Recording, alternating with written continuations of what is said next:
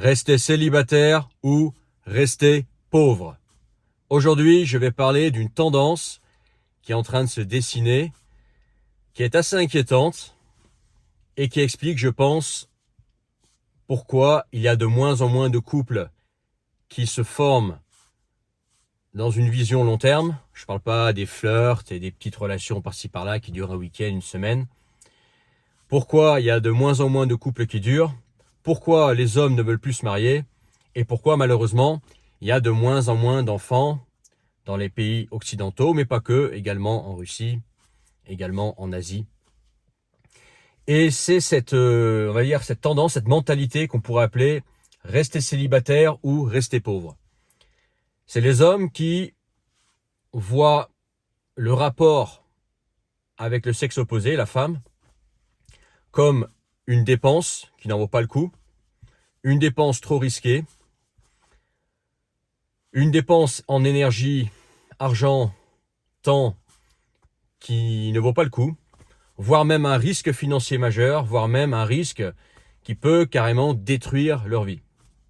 Et c'est vrai que moi, des fois, j'entends ou je lis des histoires vraiment à dormir debout avec des hommes qui finissent ruinés ou qui finissent avec beaucoup d'argent, on va dire, de piqué lors d'un divorce ou d'une séparation, ou d'hommes en fait qui sont déçus d'avoir passé tant de temps avec une femme alors qu'ils auraient pu faire autre chose, d'avoir dépensé tant d'argent avec cette femme alors qu'ils auraient pu garder cet argent pour eux-mêmes, etc. Bref, ils estiment que la dépense financière liée à la femme ne vaut pas le coup en fait.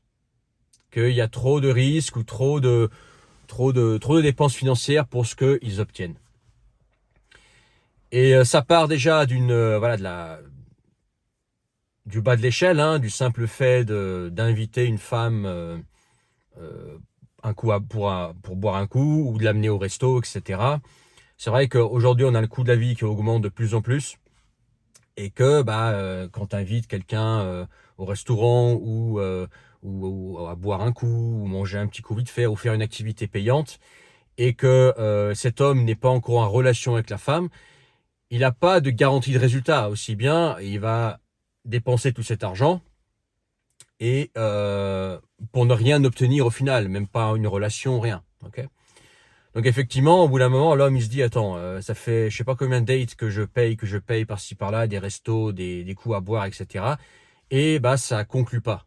Effectivement, au bout d'un moment, il se dit bon, je vais peut-être arrêter parce que peut-être que je me fais prendre pour un imbécile. Donc déjà, il y a ce niveau-là. Ensuite, dans la relation, effectivement, l'homme, il a en lui ce devoir, en fait, même cette envie, j'ai envie de te dire, pour être comblé, d'être une sorte de pourvoyeur, de pouvoir combler les besoins de la famille, donc la femme, éventuellement les enfants, etc. Et effectivement, ça c'est quelque chose qui fonctionne quand la femme de son côté remplit son rôle aussi traditionnel. L'homme pourvoyeur traditionnel, d'accord, mais de l'autre côté, la femme prend soin aussi de l'homme, ok. Elle est à la maison, elle fait en sorte de dégager du temps et de l'énergie pour l'homme. La maison est toujours propre, bien tenue. Elle s'occupe des enfants, etc. Elle n'a pas besoin de les amener chez une nounou. C'est la femme qui élève majoritairement les enfants. Et l'homme, quand il ne travaille pas, l'homme, quand il rentre le soir cassé du boulot, il met les pieds sous la table, etc. Quand c'est complémentaire. Mais effectivement, moi je lis des histoires où en fait l'homme veut remplir ce rôle-là, mais la femme en même temps elle veut travailler, elle veut pas arrêter de travailler, elle veut continuer à gagner de l'argent, elle dépense son argent dans des conneries, ou elle le met de côté. Par contre, elle exige quand même que l'homme soit le pourvoyeur. Là, effectivement, il y a un problème. C'est soit tu fais 50-50 et vous avez un couple woke, moi j'appelle ça, soit vous avez un couple traditionnel et dans ce cas-là, la femme travaille pas ou à peine ou elle a un mi-temps, un petit truc pour se faire plaisir. Et par contre, elle remplit son rôle de femme pendant que l'homme, lui, il cravache pour gagner de l'argent. Ok, donc faut faire un choix. Mais effectivement, tu peux pas demander à un homme en tant que femme de toi, avoir ton salaire, le dépenser comme tu veux dans des conneries, etc., ou mettre de côté pendant que l'homme, lui, doit remplir son. Tu peux pas te dire une femme woke, une femme de ce que tu veux là, et d'un côté exiger un homme traditionnel. Et forcément, un homme, il laisse tomber, c'est normal. Il est pas bête l'homme. Et parfois, c'est ce que je lis, moi. Tu vois, des histoires comme ça. Effectivement, là, faut vite arrêter. Et la dépense n'en vaut pas le coup. Puis je te parle aussi des mariages. Des mariages, moi j'en lis des vertes et des pas mûres. J'en entends aussi des mariages, des mecs qui se font littéralement plumer, qui se font piquer leur maison, qui perdent, ils voient à peine leurs enfants après le mariage, etc.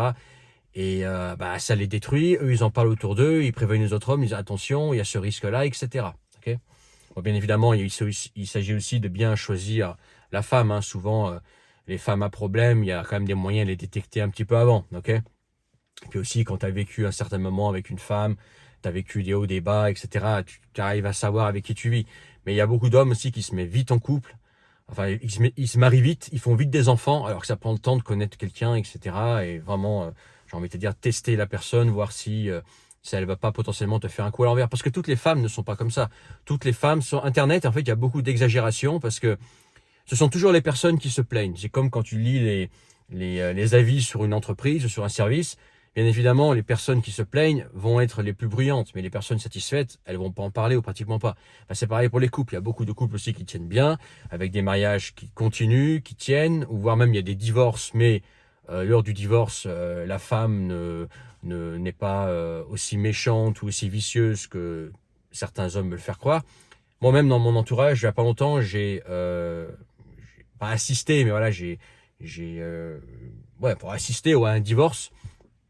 Et l'homme et la femme se sont séparés en bons termes. Elle a pas tout piqué à l'homme. Ça arrive aussi, tu vois.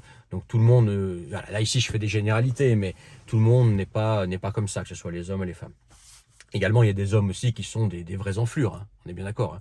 Des hommes vraiment violents, des hommes vraiment, voilà, profiteurs, etc. Ça existe aussi. Mais ce que je veux dire par là, c'est que avec toutes ces histoires, aussi la tendance voilà, wokiste, féministe, etc., les hommes deviennent méfiants et il est de plus en plus dur de gagner de l'argent. Quand tu as gagné de l'argent, logiquement, tu veux le conserver le plus de valeur que tu as pour ton futur. Et les hommes, ils commencent à peser le pour et le contre. Ils se disent, est-ce que je serais pas mieux de rester célibataire pour survivre, en fait? Est-ce que je serais pas mieux de rester célibataire pour au moins rester à flot financièrement? Oui, peut-être que mes relations de couple ne fonctionnent pas, c'est le chaos, peut-être que j'aurai pas d'enfants, etc. Mais au moins, je finirai pas à la rue. Donc ils font un calcul, ils disent, est-ce que le risque vaut vraiment le coup? Et ils disent non, finalement, je préfère pas me mettre en couple, je préfère pas me marier parce que le risque est trop grand. Et je comprends ça, tu vois. Et forcément, qui dit couple qui ne dure pas ou couple qui n'en sont pas vraiment, tu sais, des petits flirts, tu vois, d'une semaine, même d'une nuit, etc. Ça amène pas des enfants, ça. Donc quand il y a plus de couple qui dure, quand il y a plus de mariage, etc. Mathématiquement aussi, les enfants aussi se font moins. Parce que déjà, avant de choisir d'avoir des enfants, il faut choisir la femme. Et quand tu, quand tu dis, voilà, je veux des enfants, tu te projettes en même temps avec la femme. Tu évites au maximum de te retrouver un jour à être père célibataire ou mère célibataire. Tu veux que le couple soit uni, etc. Malheureusement, il y a de plus en plus de mères et de pères célibataires. Mais voilà, d'abord, tu trouves la partenaire. Ici, je m'adresse aux hommes. Tu trouves d'abord la femme et puis ensuite, tu penses aux enfants. Tu vois. Mais si t'as pas la femme, que t'as personne pour te reproduire, ou que tu dis voilà le risque il est trop grand, ou que voilà ma partenaire je la sens pas, logiquement ces gens vont pas faire des enfants. Donc avec cette mentalité que je comprends tout à fait il faut mieux rester célibataire plutôt que te mettre en couple, il faut mieux rester célibataire ou finir pauvre. Mathématiquement, on a de plus en plus de célibataires, on a de moins en moins d'enfants, etc. Parce que le risque est trop grand, parce que le risque de séparation est trop grand, parce que les lois aujourd'hui surprotègent souvent les femmes dans des divorces ou même des séparations. Hein. Attention, dans certains pays, je sais pas comment c'est en France, dans certains pays, vous n'avez pas besoin d'être marié. Hein. Il suffit que vous vivez sous le même toit. Lors de la séparation, la femme, si elle veut vous la faire à l'envers, elle vous la fait à l'envers. Hein. Vous n'avez même pas besoin d'être marié. C'est comme s'il y avait mariage, ok? Il me semble que c'est au Canada que c'est comme ça. Je sais pas, mais je me trompe, peut-être. Mais en Russie, par exemple, c'est comme ça aussi. Hein. En Russie, quand une femme vit avec un homme sous le même toit pendant longtemps, le jour du divorce, même s'il n'y a pas eu mariage, dans les faits, c'est comme si vous étiez mariés, ou presque, tu vois. Donc attention à ça. Donc, croyez pas que ouais, je suis pas marié, donc je risque rien. Non, tu risques aussi. Et puis pareil pour les contrats de mariage. Les contrats de mariage, évidemment, si vous mariez, faites-en un, mais ça protège pas toujours. Mais bref, tout ça pour dire que l'homme, bah, il se met sur la défensive, il se met à se protéger. Il sait quoi, moi, très basiquement, je vois le couple comme la ruine. Donc, qu'est-ce que je préfère? Je préfère être célibataire, avoir des coups par-ci par-là, mais au moins rester riche ou garder mon confort financier, ou je me mets en couple et ça veut dire la ruine. Bah, effectivement, vu comme ça, faut mieux être seul et ne pas finir ruiné. Donc on a construit une société comme ça, où bah, les lois surprotègent les femmes lors des divorces, où aujourd'hui, il y a de plus en plus de personnes instables, etc. Et puis aussi parce que il devient de plus en plus difficile de gagner de l'argent dans une société dans laquelle les salaires n'augmentent pas, les impôts, eux, augmentent pour les entrepreneurs, et le coût de la vie explose. Donc à ce moment-là, tu commences à faire attention à ton argent. Tu te dis, mais voilà, l'argent part de plus en plus vite. Il faut que je sois vraiment soigneux avec mon argent. Donc le couple, c'est devenu un risque financier trop grand. Donc, faut mieux pas que je me mette en couple. Et on finit comme ça avec une société où on aura de plus en plus de célibataires sans enfants. Et bah, tu construis pas une société avec ça. Une société, bah, c'est des familles avec beaucoup d'enfants. C'est comme ça que ça tient. Et c'est pas ce qu'on constate. Même dans les pays qui se vendent conservateurs, pour voir si un pays est vraiment conservateur, de droite, machin, nataliste, tu regardes le taux de natalité. Si notre natalité est pourrie, peu importe comment ce pays se vend, se dit, etc., c'est le résultat qui compte. Bon, bah, il n'y a aucun euh, pays majeur dans l'hémisphère nord et Australie, Nouvelle-Zélande, même en Asie, qui a un taux de natalité potable. Je crois que c'est 1,2 enfants. Donc ça veut dire aussi que si tu fais un enfant ou deux enfants, eh ben c'est pas assez. Si tu fais un enfant, statistiquement, en fait, tu t'es pas reproduit.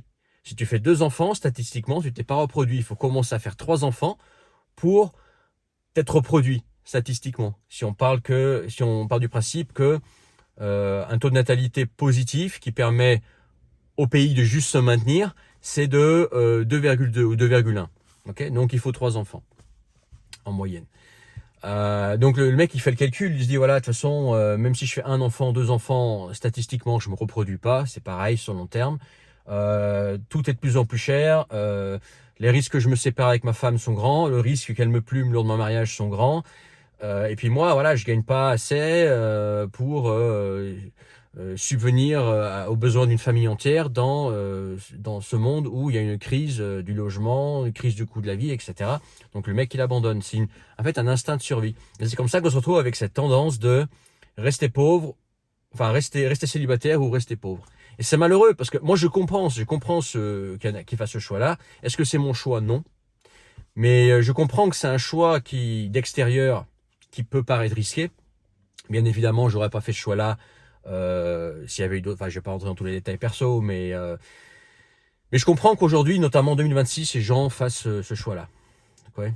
Moi, je suis encore là d'une génération où j'ai rencontré ma femme il y a longtemps. On était encore dans la vingtaine, c'était pas la même époque, etc. Entre-temps, ma femme, ça fait longtemps qu'on est ensemble, on a vécu des hauts et des bas ensemble, on a vécu dans différents pays ensemble. Donc si tu veux, voilà, je sais que c'est de la chance, mais voilà, je pense que je suis bien à ce niveau-là. Mais pour d'autres personnes qui maintenant veulent se mettre en couple maintenant, effectivement, moi je comprends ce choix. Et effectivement, si c'est pour se faire, pour se faire ruiner par une femme, il faut mieux rester célibataire. Mais c'est pas ce qu'il faudrait. C'est pas ce qu'il faudrait pour le bien du pays. C'est pas ce qu'il faudrait pour la natalité. C'est pas ce qu'il faudrait aussi pour la santé mentale des gens en général. Les gens célibataires à vie, même si de façade ils disent ah mais moi voilà, le couple c'est de la connerie, les enfants c'est de la connerie, moi je veux rester célibataire et juste avoir des coups par-ci par-là. En fait c'est de la cope en anglais, ce qu'on appelle, voilà, c'est un moyen voilà, de se voiler la face, de faire l'autruche, de faire avec, de faire mine tout va bien, mais au fond d'eux ça les remplit pas quoi. Au fond d'eux c'est des vies vides, ok. Et ils aimeraient, ces hommes-là, au fond d'eux, avoir tout simplement une famille avec une femme qui les a toujours respectés, qui est fidèle, où il y a une complémentarité avec des enfants qui grandissent dans un foyer où il y a un père, une mère, etc. Et avoir beaucoup d'enfants et dans une société comme ça, voilà, euh, construite sur ces bases-là.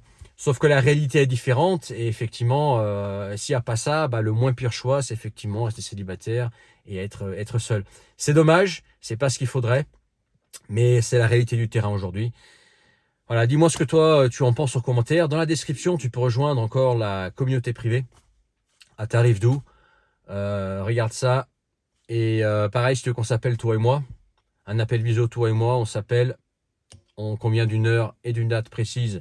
En description, tu cliques sur le premier lien, tu t'inscris et tu réserves. Une fois que tu as réservé, on communique, on voit quel jour, quelle date, quelle heure te convient pour qu'on puisse se parler en privé, en appel visio. Et pareil, ce sera l'occasion de rejoindre le canal Telegram qui est gratuit, également gratuitement recevoir tous les messages à venir. Ne les loupe pas. En tout cas, voilà, c'est le message de la journée. Dis-moi ce que tu en penses. C'est bien dommage. C'est dans cette société, tout est inversé en fait. Ce que je suis en train de t'expliquer, le rester célibataire ou rester pauvre, c'est l'inversion de tout en fait. Alors qu'un couple réussi, au contraire, c'est s'enrichir. Une femme qui te soutient, elle t'enrichit parce qu'elle te soutient.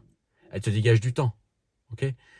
Être heureux en famille que tu as fait toi-même avec une femme et enfants, c'est un enrichissement, pas forcément monétaire, mais c'est un enrichissement sur un autre plan. Au contraire, moi je vois rester célibataire comme rester pauvre justement. Pas que au niveau financier, mais aussi au niveau voilà, le fait d'être comblé dans la vie. Mais la réalité aujourd'hui du terrain fait qu'effectivement, sauf rares personnes chanceuses comme moi, ou voilà, qui ont rencontré la bonne personne au bon moment, etc., il s'avère que ouais, le rester célibataire ou rester pauvre, malheureusement, tient la route. Et c'est bien dommage. Voilà, je te laisse là-dessus. Commente, partage, mets ton pouce et à bientôt pour une autre vidéo. Ciao.